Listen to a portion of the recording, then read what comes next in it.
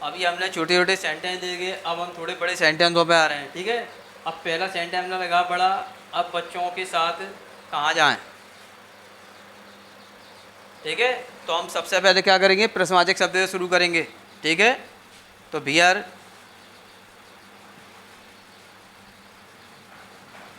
कहाँ की अंग्रेजी लगा दी, इसके तुरंत बाद टू का यूज करेंगे, बियर टू। उसके बाद तुरंत क्रिया की फर्स्ट फॉर्म का यूज करेंगे हम, गो।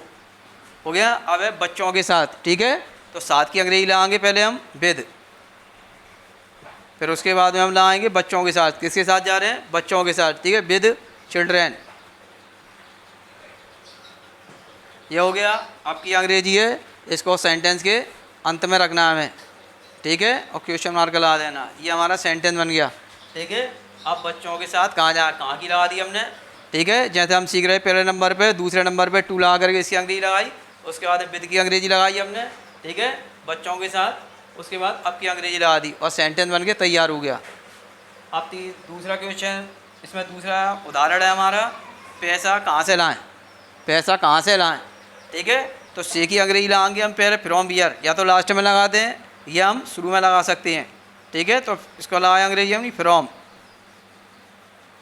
फ्रॉम बियर माने कहाँ से। ठीक है, इसके तुरंत बाद टू का यूज करेंगे अब हम, टू। ठीक है, लाने की लाएंगे, लाने की अंग्रेजी होती है ब्रिंग, BRING, ब्रिंग माना लाना होता है। ठीक है, पैसे की लाएंगे हम, मनी का भी इस्तेमाल कर सकते हैं हम। ठीक है, तो हम यहाँ मनी का इस्तेमाल करेंगे पैसों के लिए, MONEY, मनी माने पैसा या धन होता है, इसका हम यूज करेंगे यहाँ। और ये क्वेश्चन मार्क लगा देंगे इधर। ये सेंटेंस हमारा बन करके तैयार हो गया। ठीक है, पैसा कहाँ से लाएं, फ्रॉम बियर माने कहाँ से, टू ब्रिंग माने लाएं, मनी पैसा, तो पैसे की हमने अंग्रेजी लाई है मनी, यानी धन या पैसा। अब अगला तीसरा हमारा एग्जाम्पल है ये। अब किसे किसे क्या क्या बताएं, ये बहुत अहम चीज़ है। अभी हमने देखा है कि लगातार दो क्वेश्चन वर्ड आ गए, अब कैसा हमें सेंटेंस बनेगा। तो हम सबसे पहले क्या का इस्तेमाल करेंगे यहाँ, किसका इस्तेमाल करेंगे, क्या का। जब किसी कोई वर्ड हिंदी में, अगर कोई वर्ड हिंदी में दो बार आता है, कितनी बार आता है, दो बार आता है, लेकिन उसकी अंग्रेजी हम एक ही बार लगाते हैं। ये ध्यान रखना है सभी छात्रों को। कितनी बार लगाती है, अंग्रेजी एक ही बार आता है, लेकिन हिंदी में उसका अर्थ दो बार आए, लेकिन अंग्रेजी उसकी एक ही बार लगाते हैं हम। ठीक है, तो सबसे पहले हम लगाएंगे वाट का इस्तेमाल करेंगे यहाँ, वाट। ठीक है, टू, वाट टू। फिर किसे की लगाएंगे, हुम हम, वाट टू हुम। ये लगा दी हमने अंग्रेजी। ये इसलिए लगाई गई है कि अंग्रेजी में दो ऑब्जेक्ट आते हैं। कितने आते हैं, दो ऑब्जेक्ट आती हैं। उसमें एक होता है डायरेक्ट ऑब्जेक्ट, एक होता है इनडायरेक्ट ऑब्जेक्ट। डायरेक्ट ऑब्जेक्ट होता है, वो होता है बेजानदार कर्म कहलाता है, और इनडायरेक्ट ऑब्जेक्ट को हम बोलते हैं जानदार कर्म बोलते हैं। जब किसी सेंटेंस के अंदर दो ऑब्जेक्ट आए होते हैं, अगर हम क्या वाला ऑब्जेक्ट पहले रख दें तो को वाले ऑब्जेक्ट को हम टू लगा कर रखते हैं, यानी अगर इनडायरेक्ट ऑब्जेक्ट को पहले रख दें तो इनडायरेक्ट ऑब्जेक्ट को हम टू लगा करके, TO2 लगा करके रखते हैं। ठीक है, इसीलिए मैंने यहाँ लगाया है।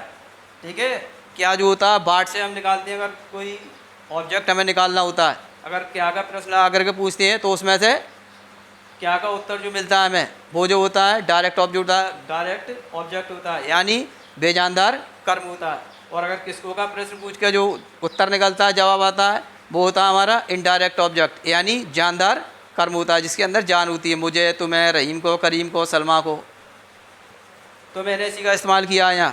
प्रश्नवाचक शब्द थे, वाट लगा दिया, उसके बाद टू लगा करके मैंने उनको रखा है। ठीक है, अब इसके बाद हम टू का यूज करेंगे तुरंत। ये प्रश्नवाचक शब्द लग गए, टू लगाएंगे नियम के अनुसार, टू लगा दी। उसके बाद क्रिया की फर्स्ट फॉर्म लगाएंगे, देना की दें, गिव। गिव मीन्स होता है देना। क्या होता है, गिव मीन्स देना, यानी किसी की वस्तु को उठा करके एक से दूसरे को देना। ये गिव हो गया। अब रह गया हमारा अब की अंग्रेजी हम लगा देंगे वाक्य के अंत में नाउ, और क्वेश्चन मार्क लगा देंगे। ये हमारा सेंटेंस बन करके तैयार हो गया। तो छात्रों, दोस्तों, हम इस तरह से, ठीक है, इस प्रकार के सेंटेंसों को आसानी से बना सकते हैं, और अपना जो भी कॉन्सेप्ट है आप क्लियर कर सकते हैं इसके माध्यम से। और झिझकने की अब हमारी कोई दिक्कत या ज़रूरत नहीं है। मैं आपको कुछ सेंटेंस इस पर बनाने के लिए दे रहा हूँ, आप घर पे बैठकर प्रैक्टिस करिए, बनाइए और डरिए मती। जब आप लिखेंगे करेंगे तो आपकी झिझक खुलेगी और आप भी इसको डायरेक्ट कहीं भी एक्सप्रेस कर सकेंगे अपनी भावना को अंग्रेजी के माध्यम से। ठीक है, अंग्रेजी के शब्दों में व्यक्त कर सकती हैं उसको। मैं आपको कुछ सेंटेंस इस पर लिख रहा हूँ, उसको घर पे बैठ करके आप प्रैक्टिस करिए।